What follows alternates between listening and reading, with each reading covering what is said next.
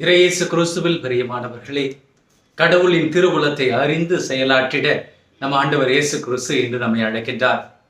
ஆண்டவர் இயேசு கிறிஸ்து இன்றைய நற்செய்தியில் கூறுகின்றார், என்னை நோக்கி ஆண்டவரே ஆண்டவரே என்று குரல் எழுப்புகின்றவர் என் தந்தையின் இல்லத்திற்குள் வர முடியாது என்று சொல்லி, மாறாக யார் என் தந்தையின் திருவுளத்தை அறிந்து அதன்படி செயல்படுகின்றார்களோ அவர்களே என் இறை தந்தையின் விண்ணக வீட்டிற்குள்ளாக நுழைய முடியும் என்று கூறுகின்றார்.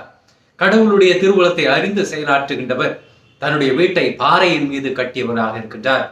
மழை பெய்தது, வெள்ளம் அடித்தது, இருப்பினும் பாறையின் மீது கட்டப்பட்ட அந்த வீடு நிலைத்து இருந்தது என்று கூறுகின்றார். இறை தந்தையின் திருவுளத்தை அறியாது அறிவிலிகளாக செயல்படுகின்றவர்கள் மணலின் மீது வீடு கட்டியவர்களாக இருக்கின்றார்கள். வெள்ளம் அடித்தது, புயல் வீசும் பொழுது அந்த மணல் வீடானது அங்கே அழிவுறுவதை நாம் பார்க்க முடிகின்றது என்று ஆண்டவர் கூறுகின்றார். அன்புக்குரியவர்களே, இன்றைய முதல் வாசகத்திலும் நாம் பார்க்கின்றோம், கடவுள் எழில்மிகு கட்டிடங்களை கட்டி அதில் நீதியானவர்களை நல் உறைவிடத்திற்குள்ளாக அழைப்பதை நாம் பார்க்கின்றோம்.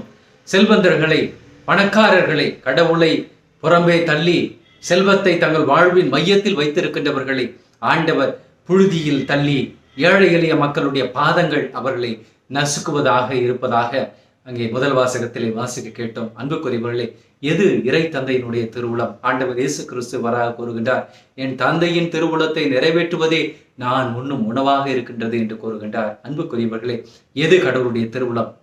ஏழை எளியவர்கள், வறுமையில் வாடுகின்றவர்கள் வளமையை நோக்கி பயணிக்க நாம் உதவுவது கடவுளுடைய திருவுளம். அனைவரும் அனைத்தையும் பெற்று மகிழ்ச்சியோடு வாழ்வது கடவுளுடைய திருவுளம். நோயாளிகள், பிணியாளர்கள் இயேசுவால் தொடப்பட்டு குணமடைவது ஆண்டவருடைய திருவுளம்.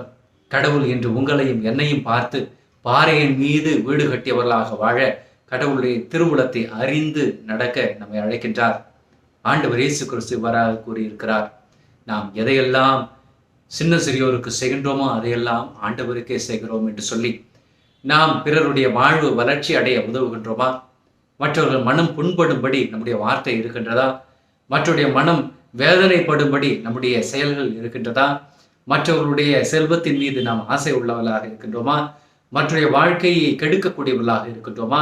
மற்றவருடைய வாழ்க்கைக்கு இடர்களாக நாம் இருக்கின்றோமா? ஆண்டவர் இயேசு கிறிஸ்து கூறுகின்றார், இச்சின்னஞ்சிறியோருள் யாருக்காவது நீங்கள் இடலாக இருப்பதை விட உங்கள் கழுத்தில் எந்திர கல்லை கட்டி உங்களை கடலில் தூக்கி போடுவது உங்களுக்கு மேலாக இருக்கும் என்று கூறுகின்றார். அதோடு ஒருவர் தன்னுடைய கண்ணோ, காலோ, வாயோ, உடல் உறுப்புகளோ அவரை பாவத்தில் விழ செய்கின்றது என்று சொன்னார், அவர் அந்த உறுப்பை வெட்டி எரிந்து விடட்டும் என்று கூறுகின்றார். அன்புக்குரியவர்களே, பாவ நாட்டத்தை, பாவ எண்ணத்தை வெட்டி எரிந்து விட ஆண்டவர் அழைக்கின்றார்.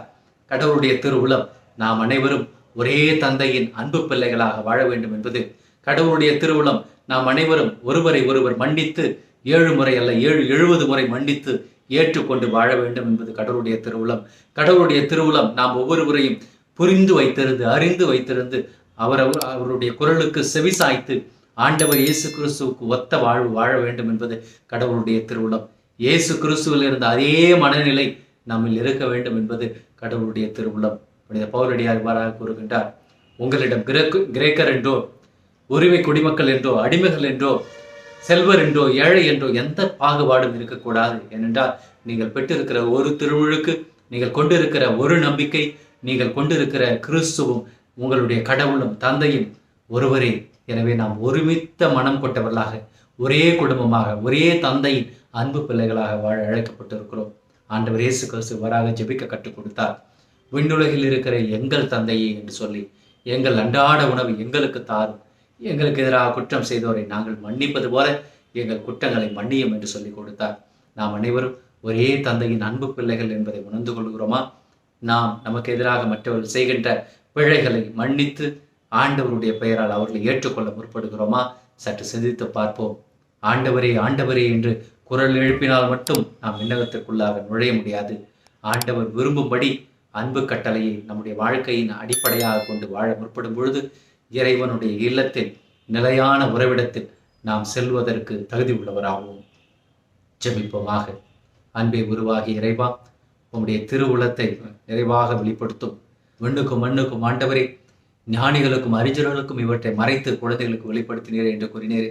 என்ற வார்த்தை வழிபாட்டின் வழியாக உமது திருவுளத்தை அறிந்து கொள்ள தூய ஆவியானவர் எங்களுக்கு தூண்டியதற்காக நன்றி செலுத்துகிறோம்.